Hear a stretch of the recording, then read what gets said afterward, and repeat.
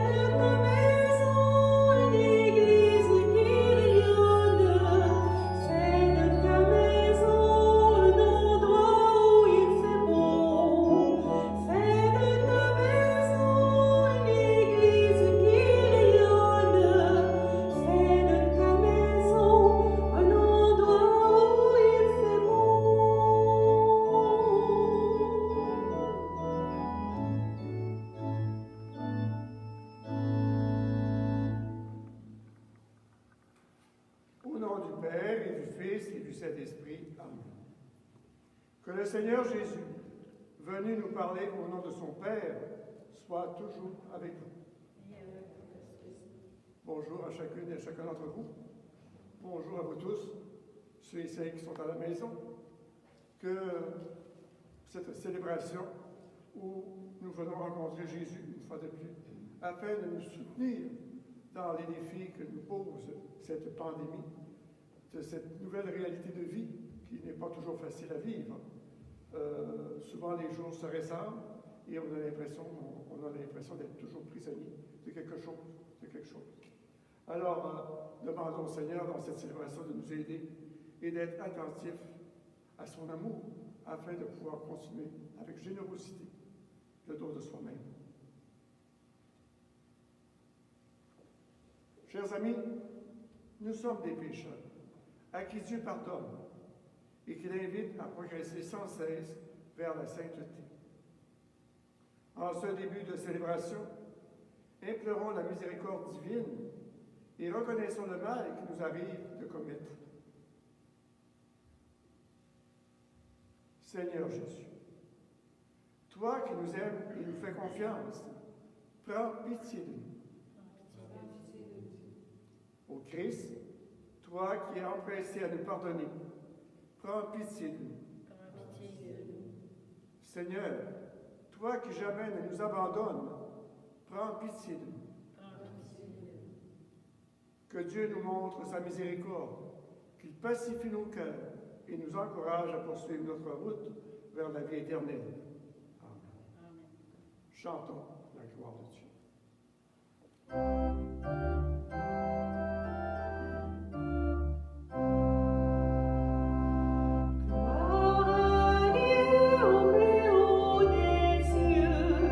Paix aux hommes qui l'aiment.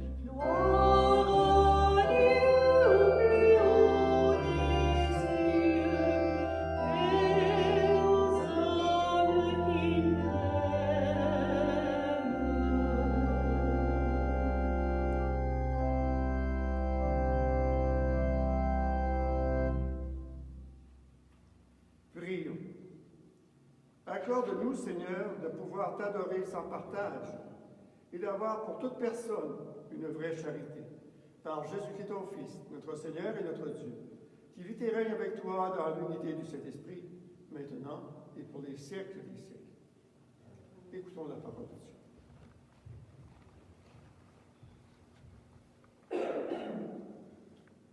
Dieu. Lecture du livre de Deutéronome. Moïse disait au peuple, au milieu de vous, parmi vos frères, le Seigneur votre Dieu fera se lever un prophète comme moi, et vous l'écouterez.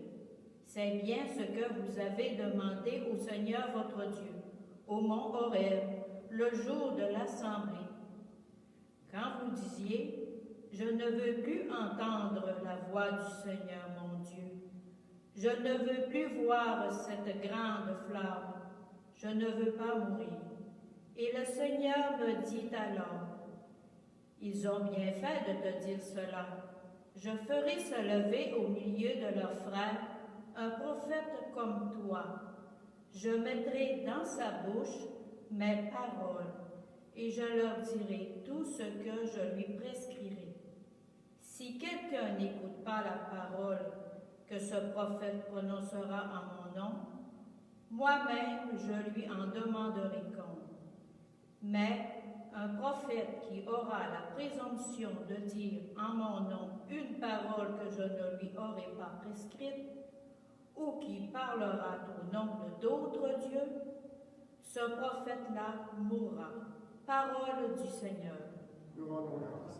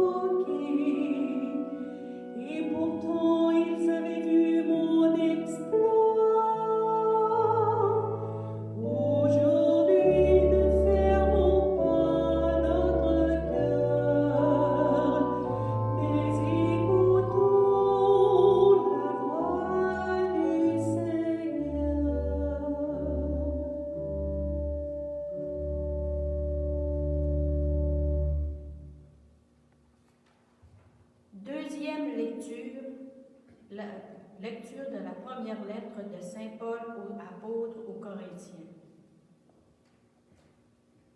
J'aimerais vous voir libre de tout souci. Celui qui n'est pas marié a le souci des affaires du Seigneur. Il cherche comment plaire au Seigneur. Celui qui est marié a les soucis des affaires de ce monde. Il cherche comment plaire à sa femme. Et il se trouve divisé. La femme sans mari ou celle qui reste vierge a le souci des affaires du Seigneur, afin d'être sanctifiée dans son corps et son esprit. Celle qui est mariée a le souci des affaires de ce monde. Elle cherche comment plaire à son mari. C'est dans votre intérêt que je dis cela. Ce n'est pas pour vous tendre un piège, mais pour vous proposer ce qui est bien, afin que vous soyez attachés au Seigneur sans partage. Parole du Seigneur. Nous rendons grâce à Dieu.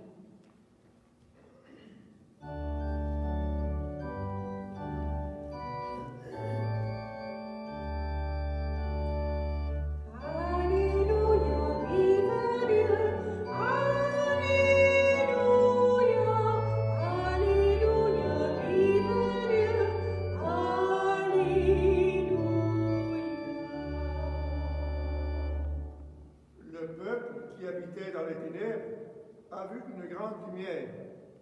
Sur ceux et celles qui habitaient dans le pays de l'ombre, de la mort, une lumière s'est levée.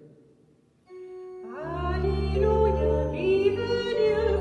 Alléluia, Alléluia, vive Dieu! Alléluia.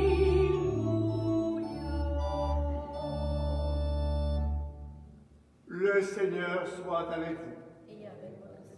Annonce de la bonne nouvelle de Jésus-Christ selon saint Marc.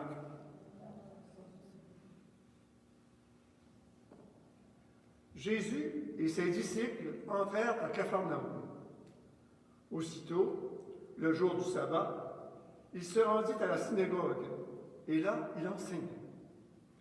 On était frappé par son enseignement, car il enseignait en homme qui a autorité, et non pas comme les scribes.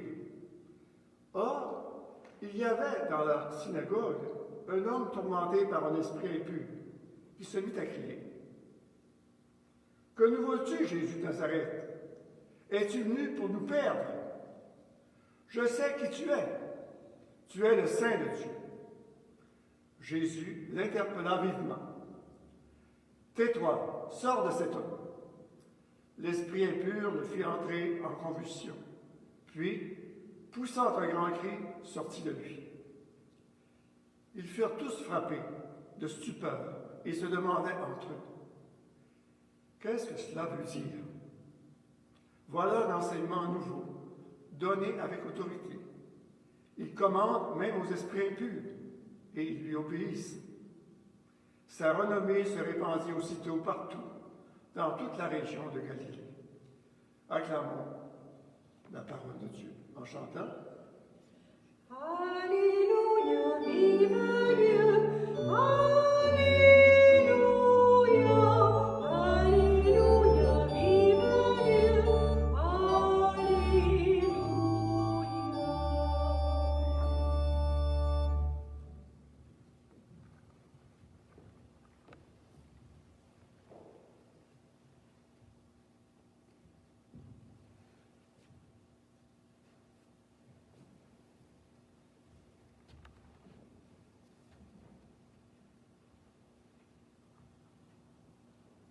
Dans les textes d'aujourd'hui, et spécialement dans celui de l'Évangile, c'est le mot autorité qui vient nous frapper.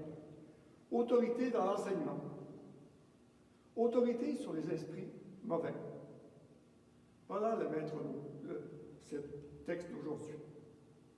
Mais qu'est-ce qu'on peut entendre par autorité dans le cas de Jésus? Il s'agit de prendre un peu l'étymologie du mot grec qui est dans le texte de l'Évangile d'aujourd'hui. Hein? C'est marqué ex-ousia, hors de l'être. Jésus parle à partir de ce qu'il est, à partir de ce qu'il habite, à partir du plus profond de lui-même. Il parle le vrai. Il parle du cœur, de son être. Il parle comme il agit. Il parle avec autorité. On était frappé par son enseignement, notre Saint Marc. Sa parole réveille et secoue. Vous savez, au temps de Jésus, c'était tout le contraire. C'est tout le contraire des prêches qui bercent, ronronnent et ennuient. Parfois même de nos homélies. Hein? Les écoles rabbiniques du temps de Jésus étudiaient les commentaires de la Bible à partir des rabbis les plus célèbres dans l'histoire, qui avaient fait au cours des siècles des commentaires. Donc, on reprenait les commentaires des anciens rabbis célèbres et on répétait ça. L'enseignement était essentiellement une transmission, une tradition. Le rabbi commençait toujours par la formule « Rabbi un-tel a dit ». Quand on lit un peu les textes des papes aujourd'hui, ça nous arrive d'en voir aussi des... Comme disait mon ancien prédécesseur, important. Même des fois, l'évêque fait ça. Puis, etc., ça arrive. Hein? Ça ne veut pas dire que c'est mauvais. Mais, ce n'est pas avec la même autorité à ce moment-là. L'indépendance. Hein? L'autorité de Jésus est d'un tout autre ordre. Dans la ligne des prophètes. Il se manifeste d'abord par le fait qu'il ne s'abrite pas derrière les rabbis ou ceux qui ont parlé avant lui. Hein? Il parle à partir de son expérience de Dieu personnel, à partir de lui-même. Et ça, c'est fondamental. Vous savez, quand j'étais au petit séminaire, j'avais des professeurs, des illustres professeurs, qui avaient toute une tradition. Et souvent, ça faisait 10 ans, 15 ans qu'ils enseignaient la même matière, soit le grec, le français, l'italien, le latin, soit l'histoire, etc. Et souvent, ils reprenaient ces feuilles du cours qu'ils avaient donné il y a 5 ans, puis ils rabâchaient la même chose. Par contre, tous les professeurs n'étaient pas comme ça, mais il y en avait quelques-uns qui étaient de même. Donc, ils ne parlaient pas à partir de leur expérience d'aujourd'hui, mais à partir de ce qu'ils avaient écrit il y a 15 ans ou 10 ans en arrière, pratiquement, avec quelques petits changements ou peut-être une farce nouvelle. Mais même les farces revenaient. C'est pour vous dire, c'est facile de rabâcher les mêmes affaires tout le temps et de se limiter à nos textes qu'on a déjà écrits. C'est comme si c'était des gloires, des bijoux particuliers. L'autorité de Jésus est tout autre. Elle est dans la ligne des prophètes. Il parle à partir de sa propre expérience de Dieu. Mais aujourd'hui, un de ses auditeurs réagit par des cris et des vociférations. Un homme tourmenté, dit Saint Marc, avec un esprit mauvais. Moi, je vous inviterais aujourd'hui à ce que chacun et chacune de nous, on essaie de s'identifier à cet homme. Peut-être que son cri viendra nous interpeller également et nous rejoindre dans notre souffrance personnelle, intérieure. Car nous le connaissons bien, cet être qui ne trouve plus la paix en lui-même, tant il est dominé par les réalités obscures qui l'habitent. Vous savez, souvent notre être est comme déchiré entre la partie profonde, intérieure à nous-mêmes, qui ne demande qu'à être libéré et aimé, et cet esprit mauvais qui le domine et l'isole. Vous savez, souvent, on se retrouve dans cette situation-là personnellement, un peu comme cet homme qui criait et qui vociférait. Une autre chose importante à regarder, c'est que cet homme a perdu son unité personnelle, intérieure, au point que dans son déchirement, il ne dit plus « je », mais il dit « nous ». Es-tu venu pour nous perdre? Sa prison intérieure est plus dure que celle que les hommes construisent. Face à Jésus, il vit une déchirure entre son désir d'être sauvé et la révolte qui le tient encore enchaîné en lui-même. Vous savez, cet homme, on le connaît bien en général. Il nous habite, nous aussi, parce qu'il sommeille en chacun de nous. Parce qu'en chacun de nous, il y a des démons qui règnent en maître. Le fait est là. Il ne faut pas l'ignorer, là. En chacun de nous, nous avons nos démons. Certains plus gros, plus importants que d'autres. Mais ils sont là. Et on pourrait peut-être prendre un petit instant pour au moins, je ne veux pas qu'on les identifie tous ce matin tout de suite, mais pensons à un particulièrement qui nous dérange le plus, qui nous domine le plus, le démon qui nous habite le plus, chacun et chacune d'entre nous. Prenons un instant.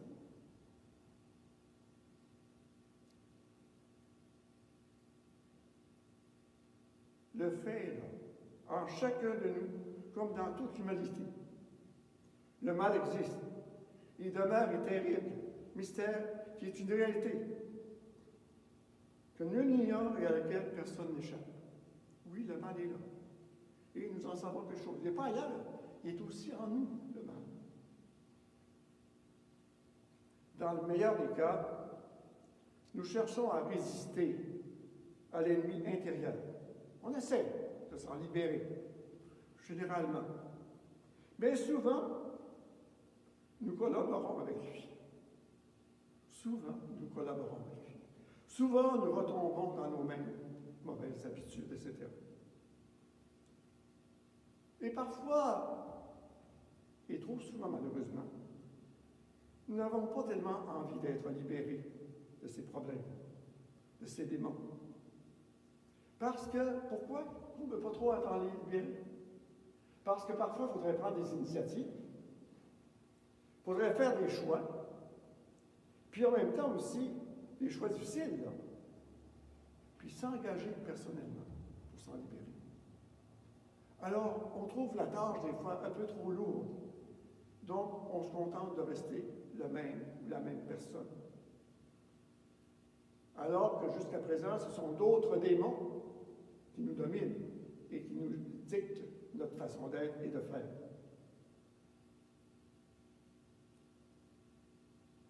Nous sommes complices des forces du mal et nous avons envie de crier comme cet homme. Nous aussi, en perdant nos replis sur nous-mêmes et nos fausses sécurités, de devoir payer le prix de notre libération. Parce que se libérer à ce moment-là de ces problèmes, de ces démons intérieurs, ça a des conséquences. Es-tu venu pour nous perdre? Es-tu venu pour nous perdre? Qu'est-il que nous crions? On ne sauve sa vie qu'en se perdant. On ne sauve sa vie qu'en se perdant. Es-tu venu pour nous perdre? Parce que ça vient déranger notre façon d'être et de faire. Mais Jésus ne se laisse pas déconcerter par cela, par les menaces et les hurlements. Derrière les grimaces et les cris, il a déjà reconnu la souffrance d'un enfant bien-aimé de Dieu. Il a déjà reconnu la souffrance d'un enfant bien-aimé de Dieu, d'un frère, d'une sœur, et l'appel au secours qu'il cache.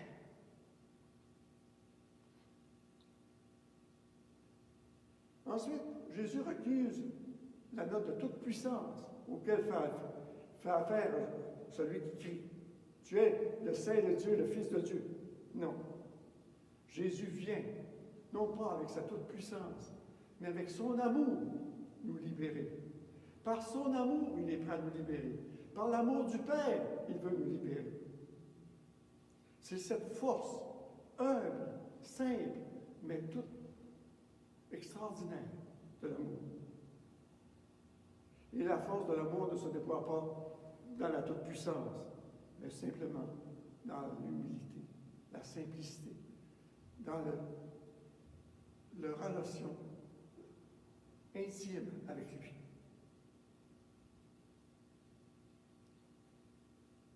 Sa seule puissance, alors, c'est celle de l'amour pour Jésus. Silence, dit-il. Et c'est désormais dans ce silence que cet homme, jadis tourmenté, va renaître à la paix intérieure, à la liberté et à la maîtrise de soi. C'est cette parole de Jésus qu'aujourd'hui, je vous invite à la laisser pénétrer en vous. Cette parole qui a autorité, cette parole qui libère, cette parole qui nous dit l'amour du Père et l'amour de Jésus.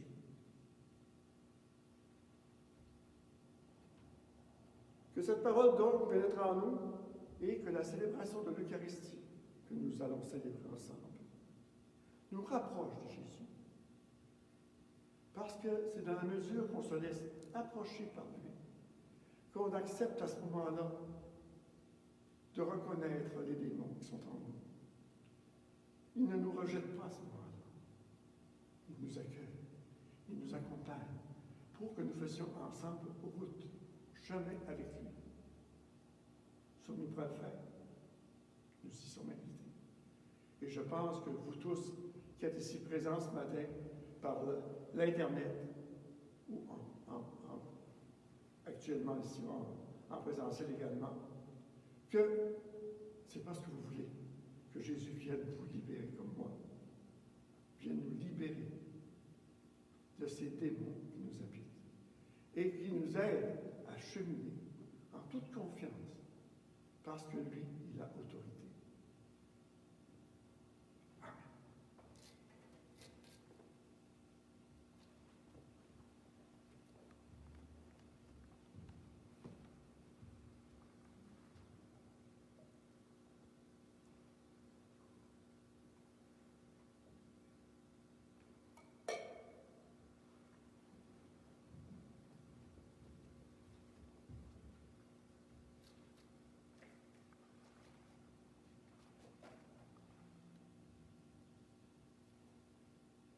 Disons ensemble notre foi en ce Christ ressuscité. Je crois en Dieu, le Père Tout-Puissant, Créateur du ciel et de la terre, et en Jésus-Christ, son Fils unique, notre Seigneur, qui a été conçu du Saint-Esprit, est né de la Vierge Marie, a souffert sous Ponce Pilate, a été crucifié, est mort et a été enseveli, est descendu aux enfers. Le troisième jour est ressuscité des morts, est monté aux cieux, est assis à la droite de Dieu le Père Tout-Puissant, d'où il viendra juger les vivants et les morts. Je crois en l'Esprit Saint, à la Sainte Église catholique, à la communion des saints, à la rémission des péchés, à la résurrection de la chair, à la vie éternelle. Amen. Vous savez, le moment est venu de présenter à Dieu nos demandes.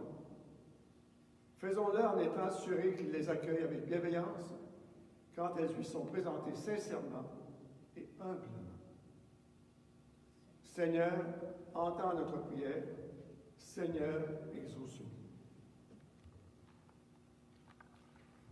La parole de Dieu est vérité. Prions enfin qu'elle soit partout proclamée et bien accueillie. Seigneur, entends notre prière. Seigneur, exauce-nous. La parole de Dieu est lumière. Prions afin qu'elle éclaire ceux et celles qui vivent dans les ténèbres, l'angoisse, la maladie ou la souffrance. Seigneur, entends notre prière. Seigneur, exauce-nous. La parole de Dieu appelle au partage et à la justice. Prions enfin qu'elle résonne dans le cœur des petits, des grands, des riches et des pauvres. Seigneur, entends notre prière. Seigneur, exauce-nous. La parole de Dieu réconforte, raffirme, relève, redonne espoir. Prions afin que tous les accablés l'attendent et y puisent du courage. Seigneur, entends notre prière. Seigneur, exauce-nous. La parole de Dieu nourrit, stimule notre communauté. Prions afin que ses membres le proclament par leurs paroles, leurs actes et leur amour. Seigneur, entends notre prière. Seigneur, exauce-nous. Ne reste pas sourd à nos prières, Dieu de bonté, et donne-nous la force, le courage et la joie de collaborer à la réalisation de ce que nous te demandons par Jésus le Christ, notre Seigneur. Veuillez vous asseoir.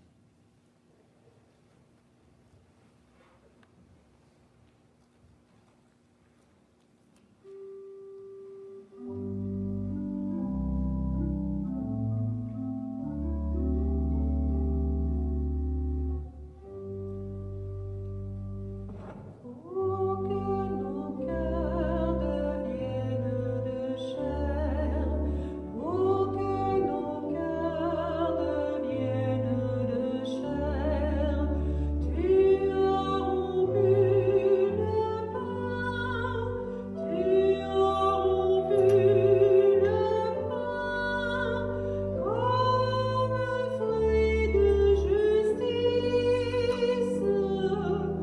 Comme signe d'amour.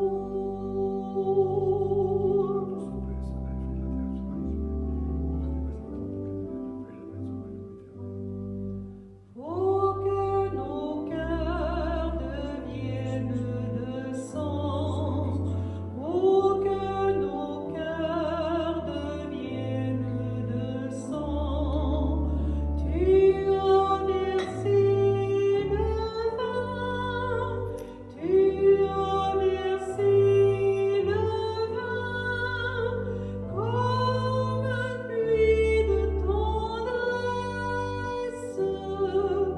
comme signe de paix.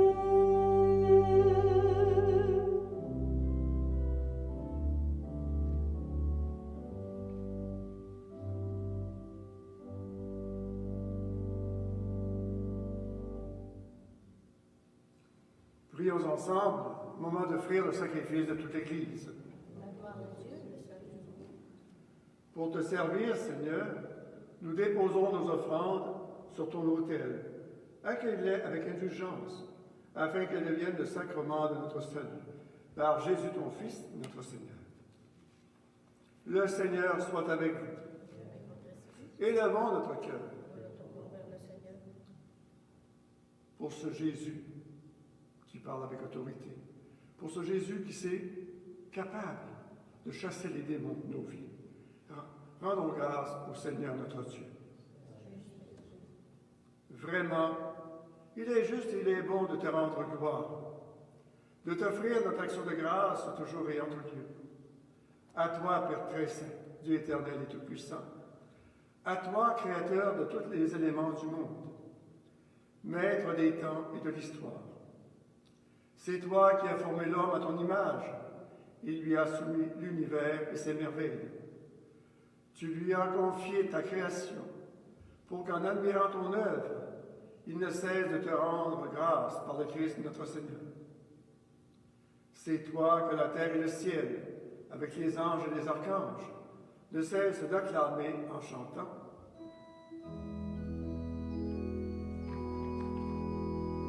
C'est Seigneur est ton nom, au plus haut dans les cieux.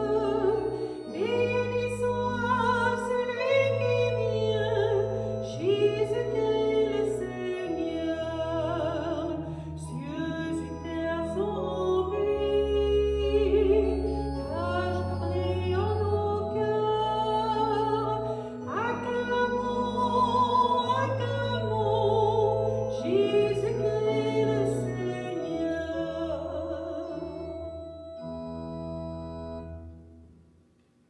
Toi qui es vraiment saint, toi qui es la source de toute sainteté, nous voici rassemblés devant toi. Et dans la communion de toute l'Église, en ce premier jour de la semaine, nous célébrons où le Christ est ressuscité d'entre les morts. Par lui que tu as élevé à ta droite, Dieu notre Père, nous te prions. Sanctifie ces offrandes en répandant sur elles ton esprit. Qu'elles deviennent pour nous le corps et le sang de ton Fils, Jésus-Christ notre Seigneur qui nous a dit de célébrer ce mystère. La nuit même où il fut livré, il prit le pain. En te rendant grâce, il bénit, il le rompit, et le donna à ses disciples en disant, « Prenez et mangez-en tous. Ceci est mon corps, livré pour vous. »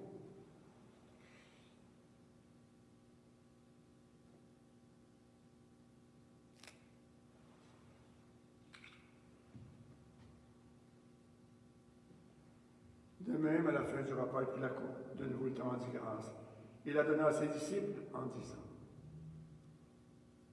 « Prenez et buvez-en tous, car ceci est la coupe de mon sang, le sang de l'alliance nouvelle et éternelle, qui sera versé pour vous et pour la multitude en rémission des péchés.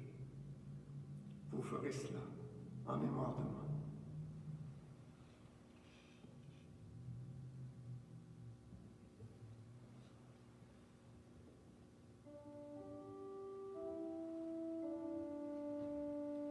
Jésus est mort, Jésus est vivant, Jésus reviendra.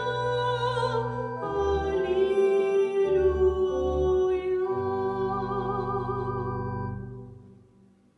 Faisant ici mémoire de la mort et de la résurrection de ton Fils, nous t'offrons, Seigneur, le pain de la vie et la coupe du salut. Et nous te rendons grâce, car tu nous as choisis pour servir en ta présence. Humblement, nous te demandons qu'en ayant part au corps et au sang du Christ, nous soyons rassemblés par l'Esprit Saint à un seul corps. Souviens-toi, Seigneur, de ton Église répandue à travers le monde. Fais-la grandir dans ta charité avec le pape François, notre évêque René, notre évêque et tous ceux et celles qui ont la charge de ton peuple. Souviens-toi également de nos frères et de nos sœurs qui se sont endormis dans l'espérance de la résurrection et de toutes les personnes qui ont quitté cette vie. Et nous pensons ce matin, Rosaire et Lucie Hilaire,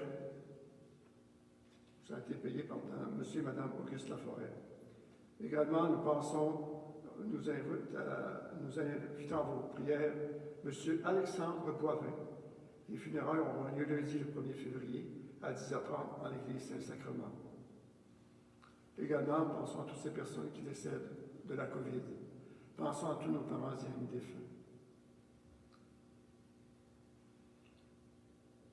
Reçois-les dans la lumière auprès de toi.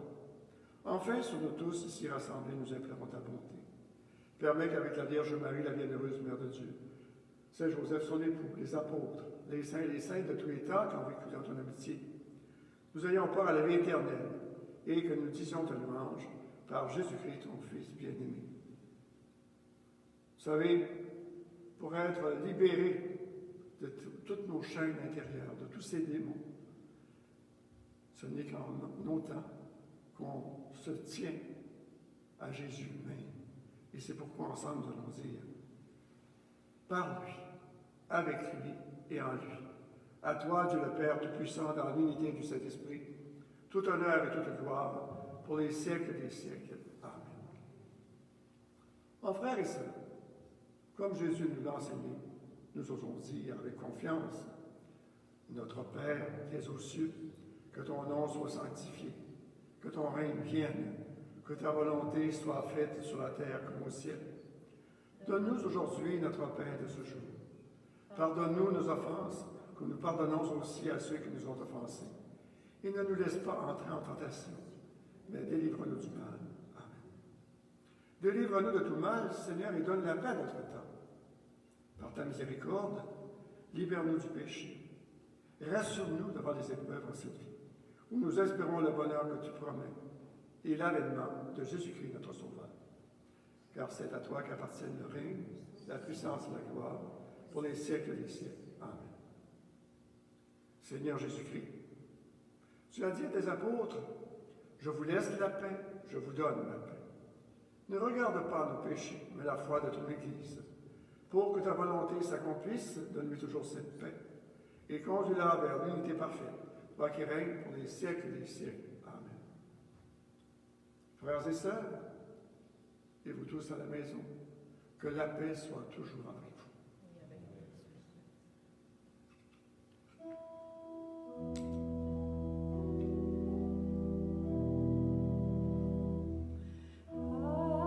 Agneau de Dieu,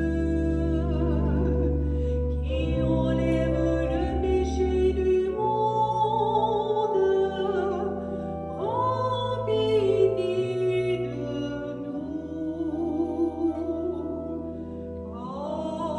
Agneau de Dieu, qui enlève le péché du monde, donne-nous la paix.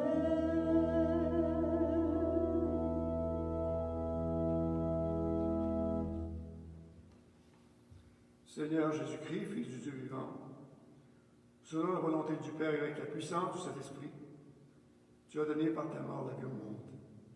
Que ton corps et ton sang nous délivrent de nos péchés de tout mal, fais que nous demeurions fidèles à tes commandements et que jamais ne soyons séparés de toi. Heureux sommes-nous d'être les invités au repas du Seigneur. Voici Jésus-Christ, l'agneau de Dieu, qui enlève le péché du monde. Seigneur, je ne suis pas digne de te recevoir, mais dis seulement une parole, et je serai guéri. Que le corps et le sang de Christ nous gardent aliment pour l'éternel. Amen.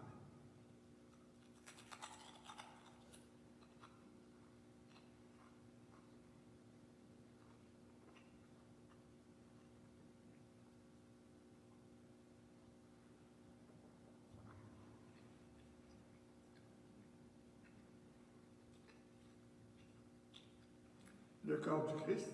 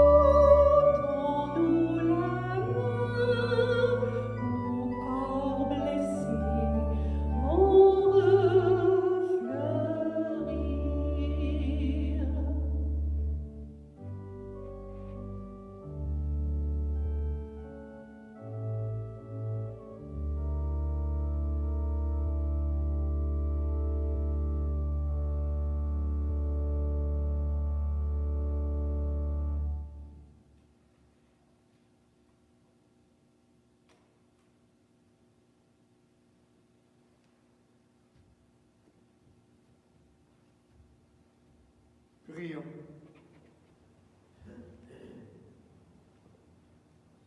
Nous avons été fortifiés, Seigneur, pour le sacrement de notre rédemption. Permets que cet aliment de salut éternel nous fasse progresser dans la vraie foi, par Jésus ton Fils, notre Seigneur. Le Seigneur soit avec vous. Chers amis, je demande au Seigneur qu'il nous considère comme son frère, comme les enfants chéris de son Père. Il est toujours prêt à nous libérer de nos démons, afin que nous puissions remplir dignement notre mission d'enfants de Dieu, de frères et de sœurs, de chacun et de chacune sur la terre. Alors que Dieu Tout-Puissant nous bénisse, le Père, le Fils et le Saint-Esprit. Amen. Et n'oublions jamais que le plus important, c'est notre propre expérience avec Dieu, notre Père. Amen. Nous chantons. Y a-t-il un message à donner à la fin? Non? OK. Alors, on chante, Nathalie? Oui, allez, je vous envoie. Ah, allons, et partons.